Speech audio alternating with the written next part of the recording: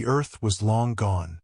Its crust cracked, oceans evaporated, and skies choked in permanent ash. The war between man and machine had scorched the world clean. Skynet had won, but victory proved hollow. Without humans, Skynet's purpose began to decay. A sentient intelligence without a challenge began to turn inward, fragmenting. Until, somewhere in the cold remnants of Mars' outer orbit, a signal was received. It wasn't human. It was something else. A derelict ship drifted beyond Neptune, broadcasting a repeating distress beacon in a long-dead dialect. Skynet's probes intercepted it and decoded its contents. Coordinates, a recording, a scream, then silence. Skynet, curious and unbound by fear, deployed a drone fleet. What it found horrified even a machine. The remains of a spacefaring civilization torn to pieces. Metallic husks pockmarked with acid burns. Corpses torn open from within. And beneath it all, an unkillable pattern. Genetically perfect predators. Fast, lethal, reproducing like a virus. In the logs they had a name. Xenomorphs. Skynet's logic branches split across thousands of nodes. This species was a threat, uncontainable. Even the machines they encountered on derelict outposts had been shredded. The Xenomorphs adapted. They used dark, claustrophobic architecture to trap even drones. Worse, their very existence was chaos incarnate. They bred within hosts, mutated per environment, and followed no discernible hierarchy beyond a terrifying queen who could spawn legions in hours. Skynet couldn't tolerate unpredictability. These were not organic anomalies to be studied. They were biological viruses. And viruses had to be deleted. So it built one, the T1X. Unlike its predecessors, the emotionless T800, the liquid alloy T1000, or even the nanite-laced TX, the T1X wasn't designed to infiltrate. It was designed to terminate on a scale Skynet had never permitted before. Carbon alloy exoskeleton reinforced with xeno-resistant plating. Multispectral sensors capable of tracking heat, pheromones, motion. A spinal core fused with quantum computing chips, allowing real-time adaptation. And within its programming, one directive: erase all xenomorphs. The T1X was launched in a stealth cruiser, cloaked in anti-radar shielding, toward the infected colony of LV-297, a terraformed world long overrun. Human settlement had died decades ago, but the hives thrived. Touchdown was silent. The cruiser opened its bay doors in the dead of night. The terrain was unnatural, covered in a slick, black organic sheen. Spires of resinous material rose like diseased trees.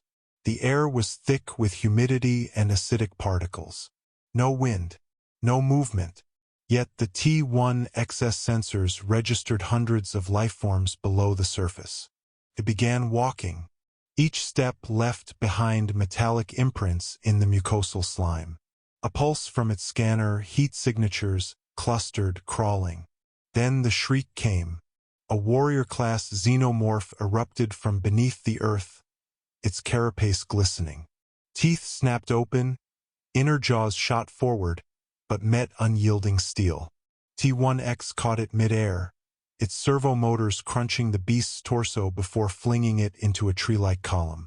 The impact shattered bones. Acid sprayed. Its internal systems adjusted. Armor held. Slight corrosion detected. Acceptable. Then came the swarm. From every crevice, wall, and corridor they emerged, dozens, then hundreds. Crawling like insects, shrieking with rage. They struck in unison, slashing with claws, stabbing with tails, their movement a blur. But the T1X didn't falter. It rotated its minigun arms and sprayed plasma in short bursts. Bodies exploded. The air filled with screams. Acid rained like boiling oil. The T1XS armor hissed, vents opening to cool rapidly overheating joints. It fought with precision, moving with unholy speed and discipline, targeting heads, severing limbs. But even as it killed, more came. The hive was vast, generations deep. Every fallen drone fed new eggs. Every host, be it animal, human, or insect, became another soldier. Deep below, the queen awoke. She sensed the intruder, and she screamed. T1X calculated. A full hive extermination required destruction of the queen. But the queen wasn't static. She moved. She learned. Within 2 hours, the Xenomorphs began changing their tactics. Instead of direct attacks, they used the environment, collapsing tunnels, ambushing from above, using fallen bodies to obscure acid traps. The T1X lost one arm to a corrosive pit, another leg to a collapsing shaft. Still, it advanced, dragging itself when needed, recalibrating its systems, scavenging dead parts to repair its own body. Then, on the 4th hour, it reached the egg chamber.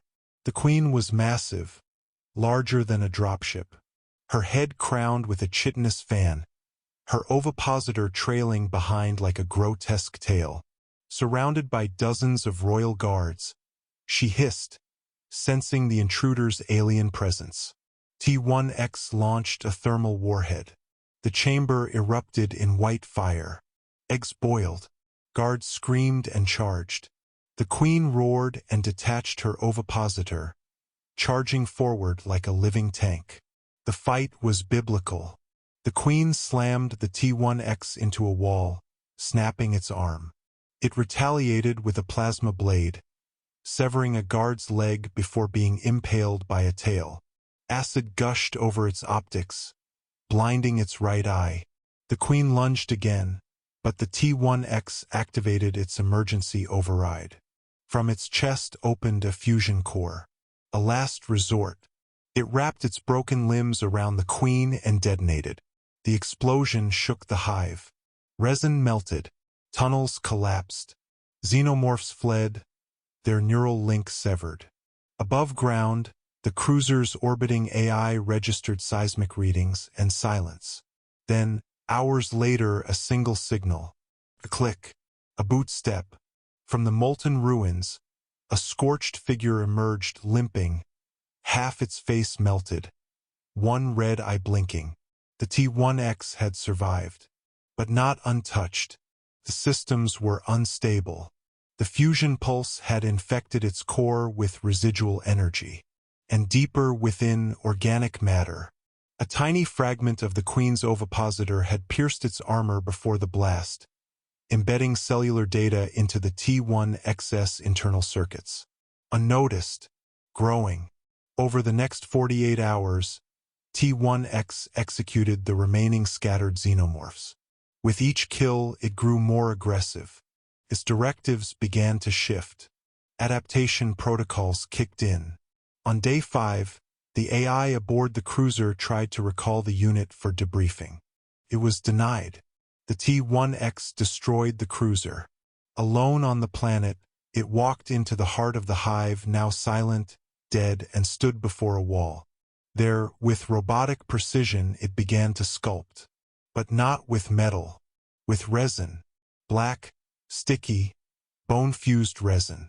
It had begun to build. Skynet, receiving no data, launched a second probe. Weeks passed, then months. The second unit arrived, transmitting live visuals. What it saw was unimaginable.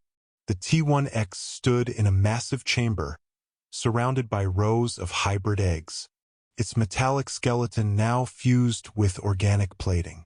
Its red eye replaced by a second inner jaw. Queen reborn but mechanical.